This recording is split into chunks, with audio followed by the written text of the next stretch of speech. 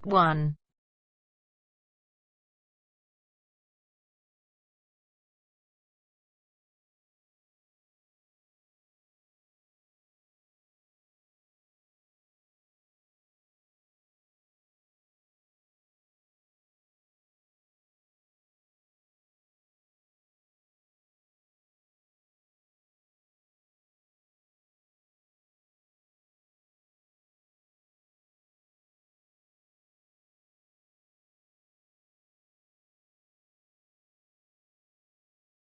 You will hear a conversation between a travel agent and a woman who wants to go to Australia with her husband on holiday.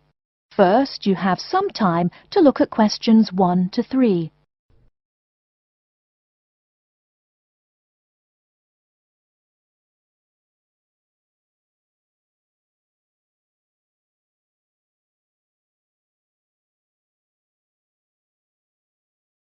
Now we shall begin. You should answer the questions as you listen, because you will not hear the recording a second time. Listen carefully and answer questions 1 to 3. Good morning. I've been looking at your holidays to Australia in your brochure. I'm thinking of going during the second half of next month. Good morning. As you can see from our brochure, we offer a wide variety of packages to various destinations in Australia. Is there anything in particular that interests you? Yes, my husband and I are very interested in the holidays in the outback. These holidays are becoming increasingly popular. Would you like to arrange flights and accommodation with us, or just accommodation? Can you arrange flights from Sydney? Certainly. OK, flights and accommodation then. Right, you said that you wanted to travel next month. Which date would you prefer?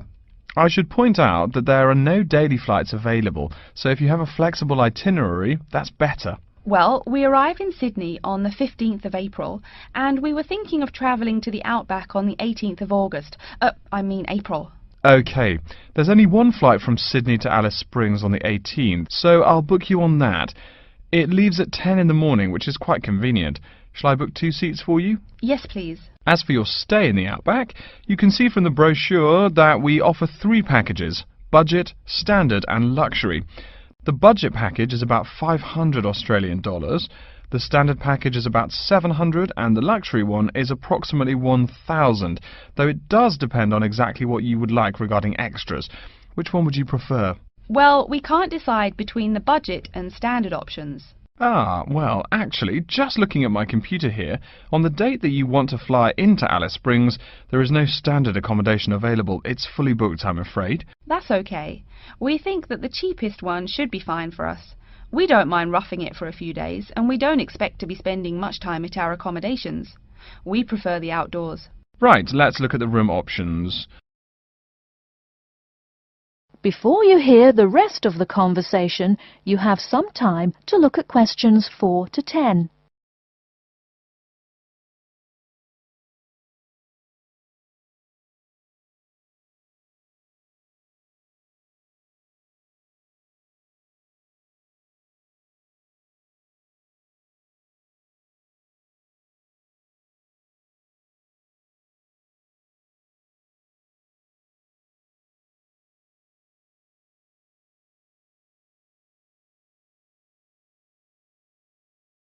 Now listen and answer questions 4 to 10. First of all, would you prefer a non-smoking room? Yes, neither of us smokes. OK. Oh, before I forget, could you book everything in my husband's name, please? Yes, of course. Are you paying by credit card? Yes. In that case, I'll need your husband's name exactly as it appears on the card. Of course, it's John A. Smythe. That's Smythe with a Y. John, middle initial A, surname Smythe, S-M-Y-T-H. Is that correct? Correct. Thank you. I'll just check the price. The room will cost $100 a night plus $10 tax, so $110 per night in total. Is that okay? Yes, that's fine. Book us for 3 nights, please. Most of the guests like to participate in some special activities and trips while they are staying in the outback. Is there anything that interests you and your husband? Yes, there are several things we'd like to see and do. We'd definitely like to visit the cultural centre. Yes, that's very popular. It's within walking distance of the accommodation and it's free. It's also a great place to pick up souvenirs of your trip. We were thinking about visiting one of the nearby farms. There are 2 farms nearby, a sheep farm and a kangaroo farm. There is also an opportunity to ride camels in the desert. Have you ridden a camel before? No, but it sounds like fun. Could you give me some more details about the kangaroo farm and the camel ride? Certainly. The kangaroo farm includes information on how the animals are raised, whilst the camel ride provides information on desert flora and fauna. Which would you prefer? You can arrange to see the kangaroos in the wild if you like, rather than on a farm. That sounds perfect. Okay, we'll go on the camel ride and see the kangaroos in their natural habitat. OK, I'll arrange that for you. I forgot to mention that the journey also includes a stop at a place of Aboriginal artwork. It's a place well known for its stone carvings of animals and mythical creatures. That sounds great. Are the carvings in the desert? Yes. Wonderful. Well, that's perfect then. I'm sure you'll have a lovely trip, but remember that you need to take care in the sun. Yes, we're really looking forward to our trip. We really want to try to experience the dream time under the stars. Of course. That's what a trip to the outback is really all about. Yes. Now, how about the cost? That is the end of part 1. You now have half a minute to check your answers.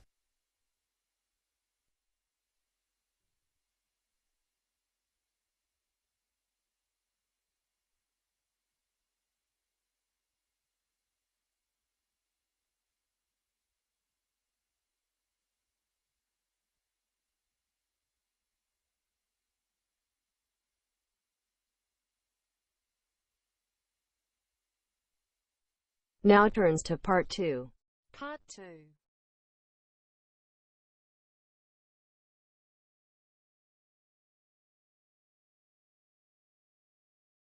You'll hear an announcement which is looking for some volunteers.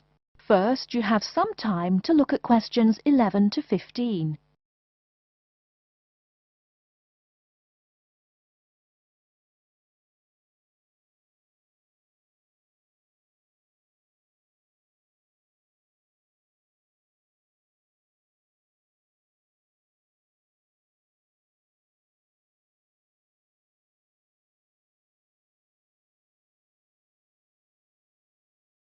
Now, listen carefully and answer questions 11 to 15.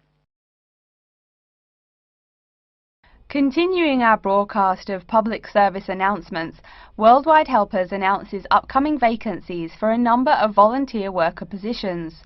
All applicants must meet the following requirements. First of all, applicants must be over 18 years of age. The company apologises, but there can be no exceptions to this rule. Second, persons interested in these positions may not have police records. Minor traffic offences like a parking ticket are, of course, no problem.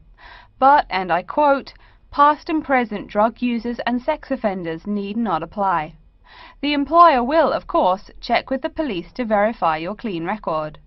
In addition, applicants must supply references from past or present employers or teachers along with their recent CV. These references must testify as to the applicant's work habits and/or character. Remember, these are references from employers or teachers. A note from your dear old mum won't do. Worldwide Helpers assures me that they will contact these references to confirm they are genuine. Although all positions are volunteer, the employer will reimburse some of your expenses. For example, they will pay for transportation to and from the job site. Aside from that, the cost of phone calls is covered. Before you hear the rest of the talk, you have some time to look at questions 16 to 20.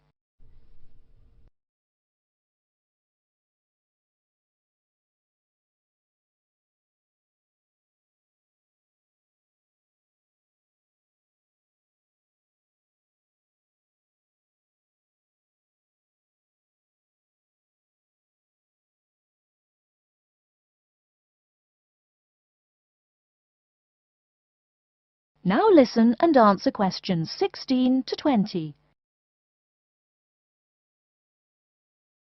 As for the positions themselves, there are 3 types. The first involves assisting persons confined to wheelchairs. For this position, volunteers must be physically fit and in excellent health. They must be able to lift at least 150 pounds. They should also have a current first aid certificate from the Red Cross. But the most important requirement is that the volunteer must have his own car. On Tuesday afternoons, the volunteers take their clients to various scenic spots around the city to experience and enjoy nature. If you don't drive, but you'd still like to get involved, the centre has a number of openings for people to read to the blind. Readers must, of course, read English clearly. Persons with no foreign accent are preferred. For these positions, you must be available on Monday mornings. Oh, wait, I see a note here. There is one opening for someone who can read Urdu. Apparently, there is a Pakistani blind person who'd like to hear his or her native language, but the other positions are all in English. And finally, there are a limited number of volunteers needed to care for disabled children. I'm sorry, but the information I've been given does not say how many children or what disabilities they have. In any case, you are needed to care for the children for 1 week in August. Apparently, this will be at the close of the summer holiday. I would guess this involves helping them with the routine chores of daily life. Again, volunteers for this position must know basic first aid, be in good health, and be able to lift up to 75 pounds. Okay, our next announcement is looking for someone to facilitate tiger breeding at the London Zoo. And get this, it's a strictly volunteer position. That means you don't get paid. Oh my God. I'm sorry, ladies and gentlemen, but I just have to laugh. That is the end of part 2. You now have half a minute to check your answers.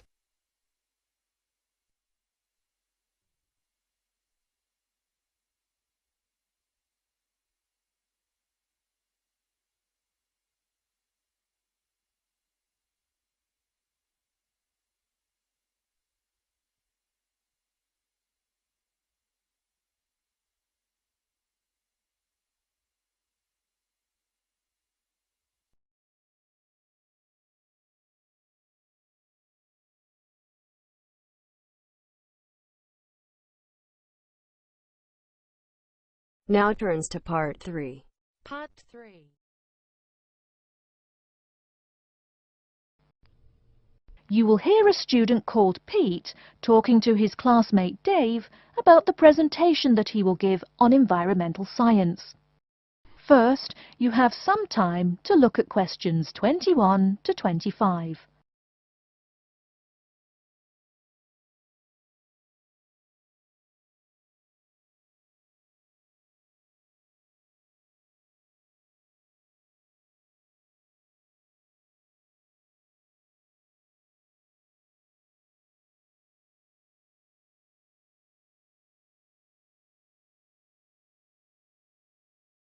Now, listen carefully and answer questions 21 to 25. Are you just leaving the library now? I saw you get there at 8 a.m. Yeah, I've been there all day. What for? They hire a cute new librarian or something? I wish. No, it's the presentation that I will give in environmental science the day after tomorrow. What's it about? I heard you were really excited about the class. And Dr. Schnee also calls you for the arcane questions, as he calls them. It's about environmental damage in the Yucatan. Excuse me, what? Or is that where? The Yucatan. It's a state in southeast Mexico. So what's happening there? Agriculture is having a really adverse impact on the environment. There are too many farmers doing too much farming. It's really destroying the forests and ruining the soil. Deforestation is a major problem there now. How did you learn about this? I don't recall Dr. Schnee saying anything about it in lecture. Yes, but my brother went there last month. You know, to look at the old cities like the Maya Indians built. That's what first got me interested. Your brother Tom? No, Dick, Harry's twin. Anyway, he told me how few trees there were now, and how much empty ground that grows almost nothing. He said the place looked more like the desert than jungle in some parts. It brought environmental damage, so I started looking for materials in the library. Here, look at this magazine. What's in it? It's an old issue of National Geographic. It includes interviews with tourists who have been there in the past few years. It's pretty bad. See the photos? I see the photos, but one or two photos don't prove anything. Then read what the article says. Right there, the first thing it points out is how soil samples show it's hard for anything to grow there.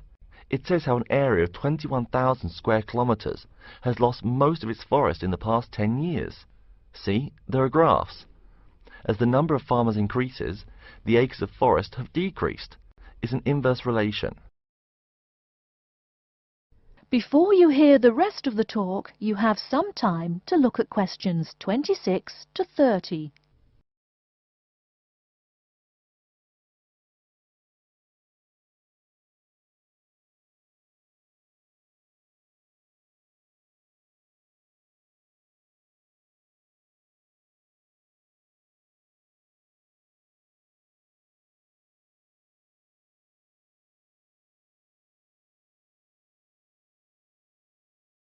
Now listen and answer questions 26 to 30.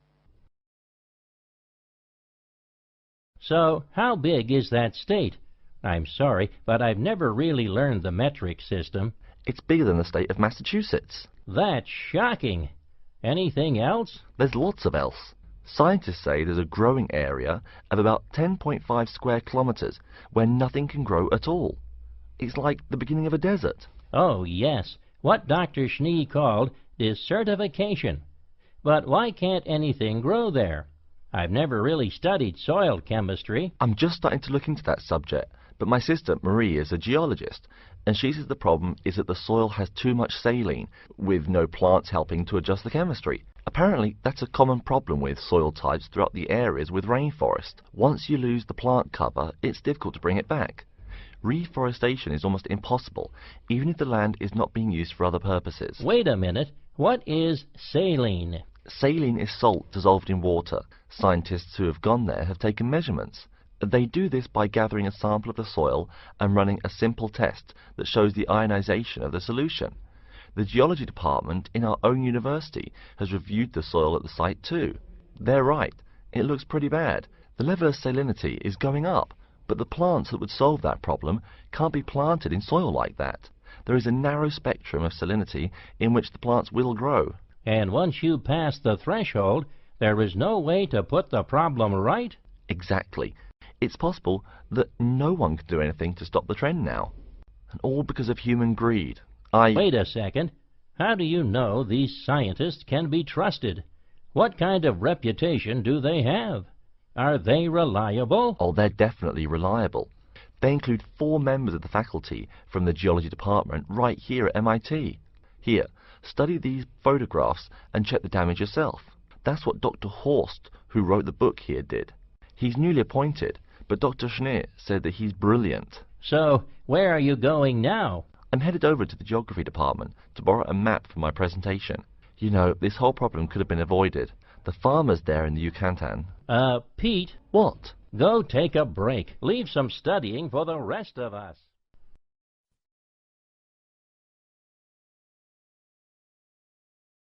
That is the end of part 3. You now have half a minute to check your answers.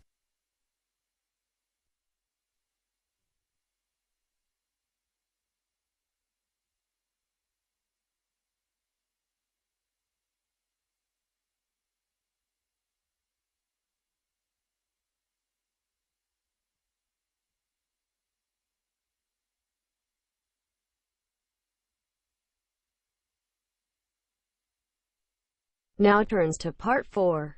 Part 4. You will hear a lecture's introduction to Insect Biology 101.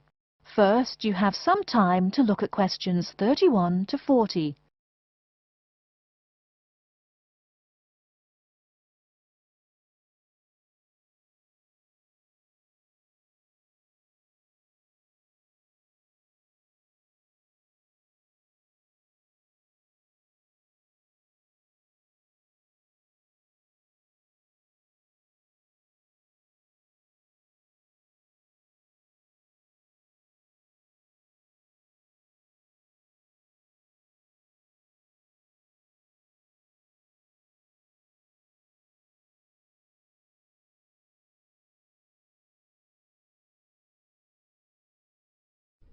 Now listen carefully and answer questions 31 to 40.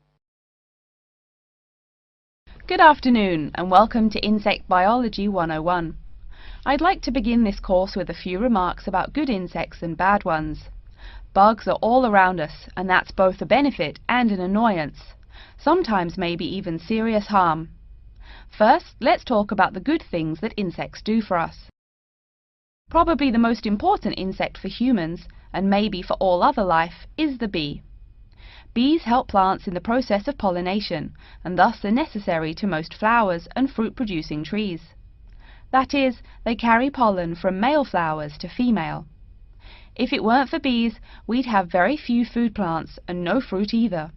In fact, there would be no we. No less a thinker than Albert Einstein pointed out that, without bees, humanity would be dead within a year or less. We'd starve. It's that simple. That should maybe make us just a little humble. A little less dramatic is the fact that bees also make the honey we eat. Moreover, they produce beeswax, which is useful in candles and is also used as a first-rate furniture polish. Sure, these may not be vital to our lives, but they can serve as reminders of how important bees are. That's a point I keep coming back to in this course. Though, in all fairness, I should point out that butterflies aid in pollination as well as bees. Now, here in Michigan, what's the worst part of summer? Yup, that's right, mosquitoes. But I'm talking about helpful insects, right? So let's look at the dragonfly first. If there were no dragonflies, there would be even more mosquitoes. Dragonflies mainly eat mosquitoes and also a few other insects. Yes, that's right. They don't just fly around, and they also help to eliminate harmful insects. So the next time you see a dragonfly, don't you dare kill it. Now, let's talk a little about those harmful insects. Take the mosquitoes I just mentioned as an example. Not so many years ago, mosquitoes here in America weren't just annoying, some were even deadly. They carried malaria and yellow fever. My own ancestor, the Confederate General John Bell Hood, lived through the worst battles of Civil War, only to die at age 38 from yellow fever. A pest, not a bullet. Well, besides the mosquitoes, in summer there is also a kind of insect that never seems tired. Right, that is the fly. Before I go on talking, I must mention an African fly called the tsetse fly, which feeds on blood and can cause serious diseases in the people and animals that it bites. Besides, it is still a bearer of sleeping sickness, which affects around 300,000 people every year in Africa, and can be treated only with toxic drugs that are hard to administer. Worse still, the drugs sometimes don't work. Other insects, of course, destroy food crops. In China, for instance, locusts continue to be a danger to the harvest in some areas. Less important, but still annoying, moths eat people's clothes and dust mites slowly destroy carpets. Worse, but still in the home, termites or white ants eat wood, the wood of your house. If they are not stopped, they can eventually destroy the whole building. Usually they seriously damage a building before anyone even notices them. So, as we all know, insects can be a real trouble. So, what to do? You can go ahead and start killing harmful insects. In the early decades after the Communist Revolution in China, Chairman Mao encouraged the people to swat every fly they could see. Slogans on the walls of buildings called them "little capitalists." But flies reproduce too quickly for this to be a long-term solution. For some decades in the West, to kill insects with chemicals seemed a good remedy. Unfortunately, chemicals can only be used in a limited area for a limited time. It's a small-scale solution. The insects come back. Worse still, some of the poisons used, like DDT, were found harmful to the environment. Many kinds of wildlife, like hawks, were harmed. And people in chemical-using rural areas have one of the highest rates of liver cancer in the world. It's no secret that chemicals remain harmful to humans. Like all species, insects adapt to their changing environments at an amazing rate. When a new chemical is introduced to their habitat, the insects that survive are generally the ones with some way of resisting the harmful effects.